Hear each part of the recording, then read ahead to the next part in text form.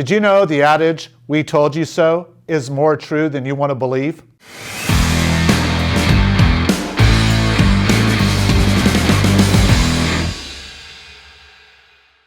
Hi, I'm Rick Travis, Director of Development, here with the California Rifle and Pistol Association on this episode of Did You Know? And what we're going to focus on is "We told you so." That's right, just a few years ago, there was an egregious bill called AB-3071 that was designed to take away lead from hunting.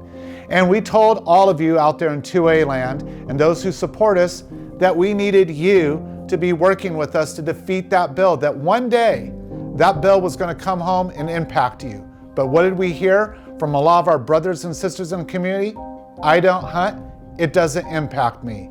Well, folks, today I'm here to tell you it now does, because we have Assembly Bill 3071, which is from Assemblyman Mullen, and it's designed to do just that, to remove all lead ammunition, every last piece, from your local range. That's right, no more taking that ammo that you stockpiled up before the egregious ideas of Prop 63 came after you. Nope, you're not going to be able to use it, not at the range, because if this bill passes, you can only use lead-free ammo at any range, indoor or outdoor, which is going to lead to more costs for local ranges, more costs for you, and eventually they're going to wipe out all the lead ammo. And do you think your state of California is going to pay you for anything that you already have in stockpile when they make it illegal for you to use it? No, they're not. If there was ever a time for you to get off your couch, to get out of your car, and to start joining us for $35 to help us in this fight, start donating money, start going down to your local assemblyman and senator's office and tying their office up with, why are you doing this? Because where have been the great news stories of, oh my gosh, X number of people have been impacted by too much lead on a range? They haven't been there. This is yet just another attempt to take your firearms rights away from you, because let's face it, your firearm, no matter what it is, pistol, shotgun, or rifle, without ammunition, becomes at best a paperweight. And that is the ultimate goal of the legislature in Sacramento as it stands right now. And we have to realize we're not just fighting for California, as we've been telling you for years, we're fighting for the very heart and soul of our Constitution and nation. And so we need you to get out there on this.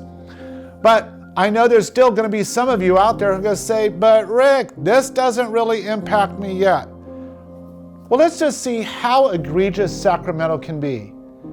Now, for millennia, and for those of you who don't know that term, thousands of years, man's best friend, the first wild animal to practically self-domesticate itself to assist us. In fact, some anthropologists say, without this animal, none of us might be here today. Is, yep, you guessed it, the dog. You know, wolves came in and started to self-domesticate. They became our dogs, and now they look like everything from a Chihuahua to a Great Dane and anything in between. So what does that have to do with Second Amendment rights and you? Well, we have a new bill now called 1041 that's put out by Senator Hueso. It's SB 1041. And it has a colorful title called Deer and Dogs.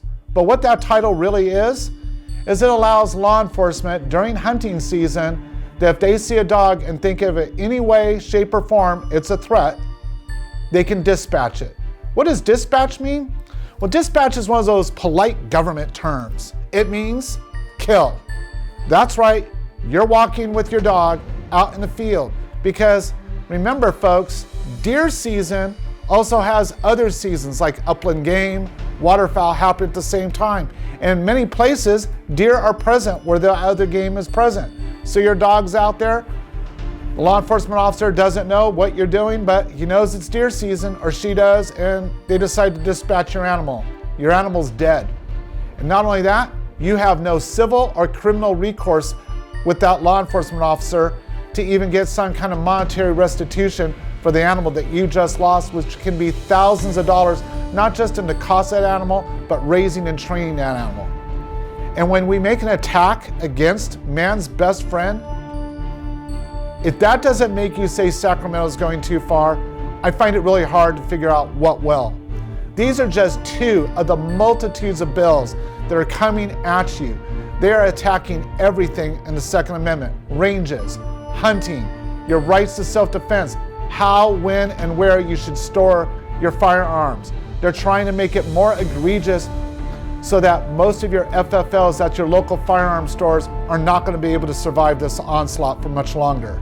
They are trying to remove the very fabric of the Second Amendment by every means necessary.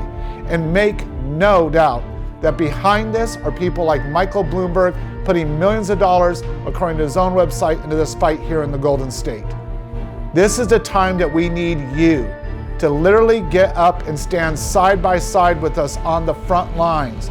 The days of waiting for somebody else to do it for you are long in the rearview mirror. How do you do that? Well, let's look at the game of the opposition. They run a social media platform. That means we need all of you to start liking. We need you to start referring us on Facebook, Instagram, Twitter. Everywhere you see CRPA, you need to push it out to more and more of your friends. That means you need to become vocal. You need to get engaged. Moreover, you need to go to our website and donate to this fight, because when we're facing $60 million for one out-of-state multi-millionaire, billionaire, in the case of Michael Bloomberg, we can't do it with just a little bit of change. We need people to dig in and help us raise money and help us in this fight. No one's done it longer than the CRPA. We've been here 145 years this year in the state fighting for your rights. And while some of you may say, well, yeah, we've lost some, yeah, we've won more than we've lost, but the ones we've lost are egregious. And a lot of the times, I'm going to say it's because we don't have the numbers showing up. The antis are about 5% of our state's population. You, the gun owners, outnumber that by a landslide. But they all show up and you don't.